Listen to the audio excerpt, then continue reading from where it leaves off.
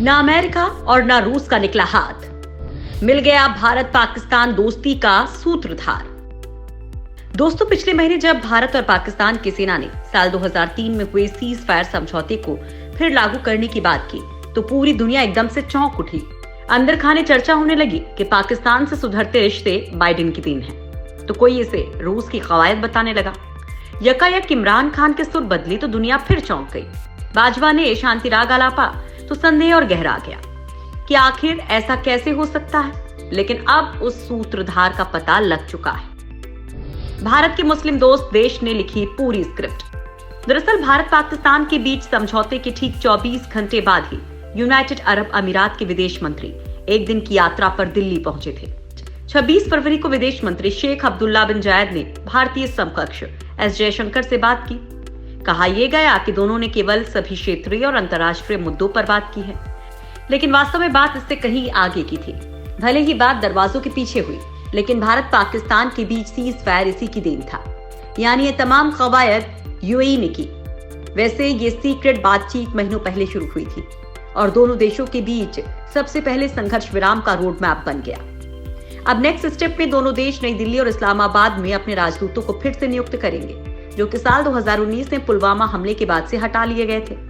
इसके बाद व्यापार संबंधों का नंबर आएगा और फिर उसके बाद कश्मीर पर बातचीत होगी। वैसे भारत और पाकिस्तान ने कई बार शांति वार्ता की हैं, लेकिन प्रक्रिया ज्यादा दिनों तक नहीं चल सकी। खासकर दोनों देशों में ये चुनाव के दौरान भावनाओं को बढ़ाने वाला मुद्दा होता है। वैसे अब भी राजदूतों को दोबारा भेजे जाने और पंजाब के रास्ते व्यापार बहाली के अलावा ज्यादा कुछ होने की उम्मीद तो नहीं है, लेकिन इससे ताजा संघर्ष में जरूर कमी आएगी। हालांकि पाकिस्तान और भारत के विदेश मंत्रालय ने यूएई की भूमिका पर कुछ भी नहीं कहा है। भारत पाकिस्तान को संघर्ष विराम से बड़ा फायदा।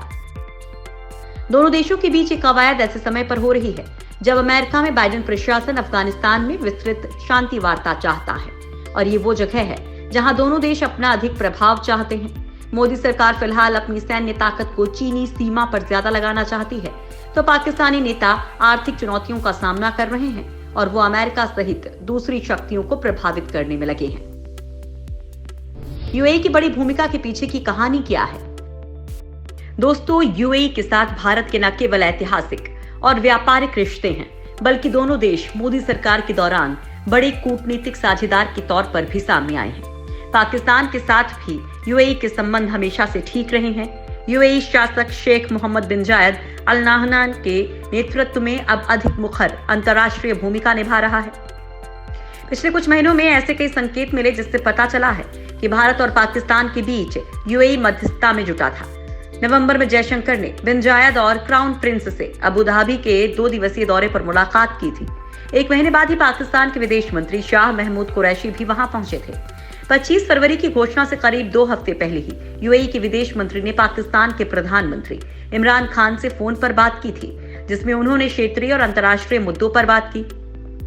वहीं सीज फायर के बाद यूएई उन कुछ देशों में शामिल था जिन्होंने आधिकारिक रूप से बयान जारी कर युद्ध विराम का स्वागत किया।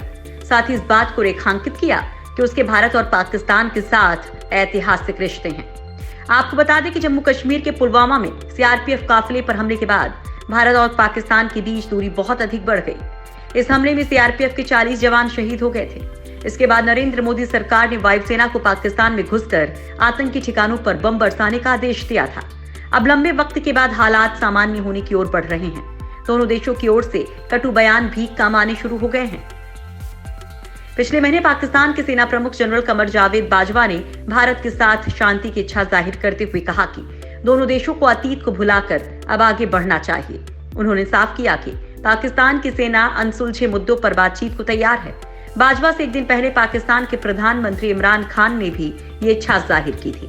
तो वहीं शनिवार को पीएम मोदी ने इमरान खान के कोरोना पॉजिटिव होने पर ट्वीट किया और उनके जल्द स्वस्थ होने की कामना की।